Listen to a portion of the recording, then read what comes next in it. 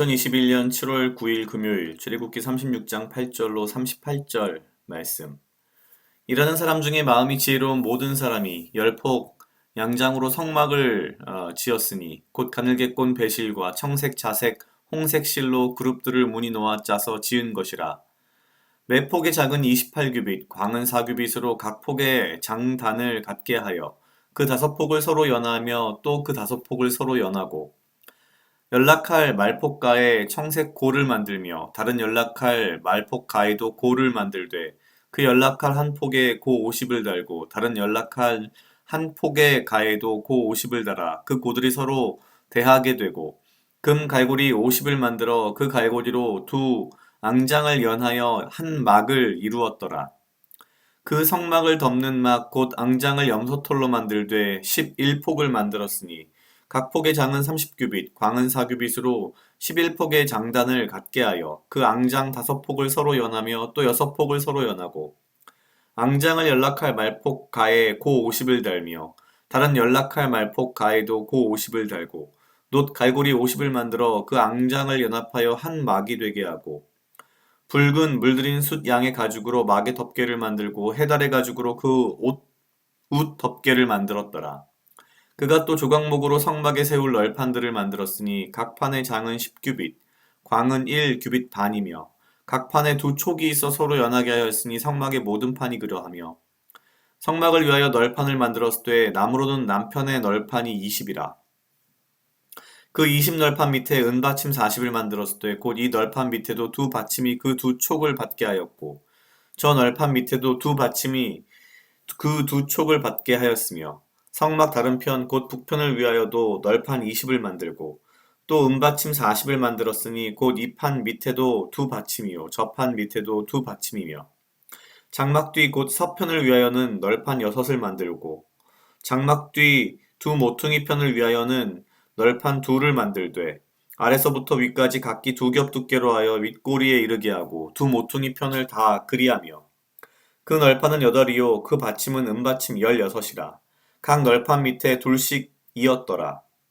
그가 또 조각목으로 띠를 만들었으니 곧 성막 이편 널판을 위하여 5이요 성막 저편 널판을 위하여 5이요 성막 뒤 곧 서편 널판을 위하여 5이며 그 중간 띠를 만들되 널판 중간 이 끝에서 저 끝에 미치게 하였으며 그 널판들을 금으로 싸고 그 널판에 띠를 꿰 금고리를 만들고 그 띠도 금으로 쌌더라.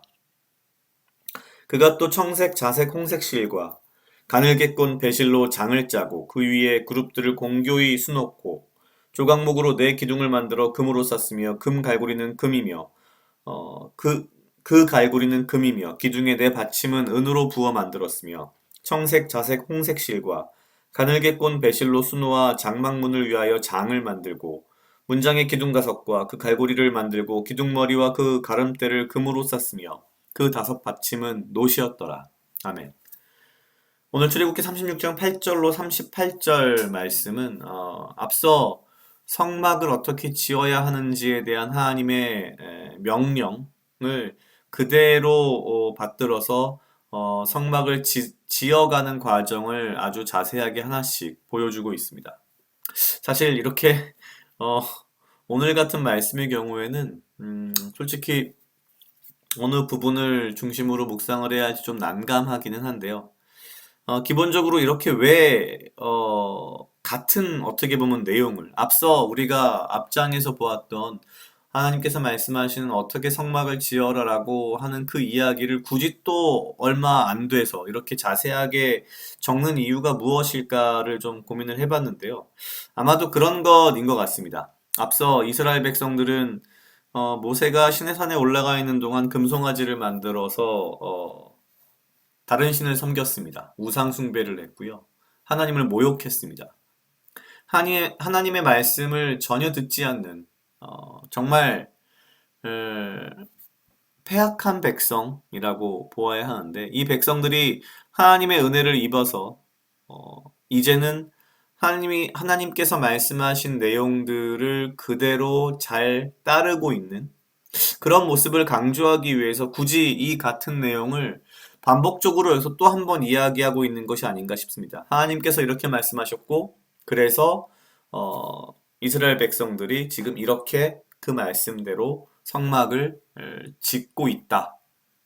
그만큼 하나님의 말씀에 대한 순종을 강조하기 위해서 아마도 이렇게 긴 이야기들을 반복해서 적은 것이 아닌가라는 생각이 듭니다.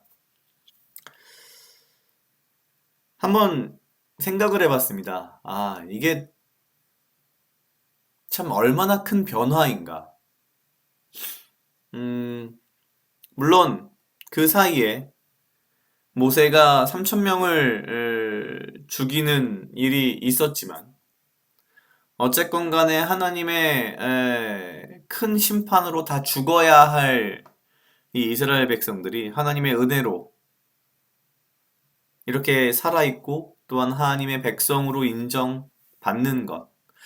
어쩌면 그 은혜를 이들이 알기 때문에, 그 은혜를 알기 때문에 이렇게 하나님의 말씀대로 순종할 수 있는 것 아닌가라는 생각이 문득 들었습니다. 물론, 우리가 이 이후에 출애굽기를 계속 읽다가 보면 또 하나님의 말씀에 불순종하는 모습들을 보게 되겠지만, 참 순종과 불순종이라고 하는 것이 어떻게 보면 한 인간 안에 모두 양립하고 있다는 것이 참 이해할 수 없으면서도 동시에 참 한편으론 이해가 되는. 왜냐면 저라는 사람을 들여다봐도 항상 하나님의 말씀대로 사는 것 같지는 않다는 생각이 들어서 제 안에 있는 수많은 나쁜 것들, 수많은 죄된 것들, 악한 것들이 분명히 있기 때문에 물론 그런 와중에서도 내가 하나님 말씀에 순종하며 하나님께 순종하고 하나님의 말씀대로 살려는 노력을 하고 있다라는 이것이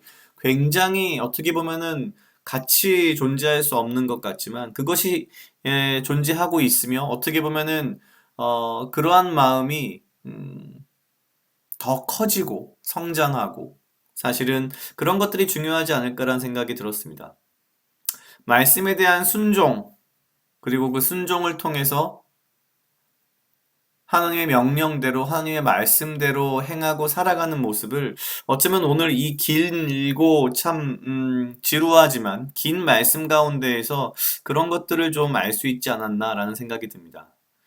말씀대로 순종하며 산다는 것이 어, 한편으로는 굉장히 어려운 것이고 하지만 그것이 다른 한편으로는 굉장히 큰 은혜로 구나라는 생각을 하게 되었습니다.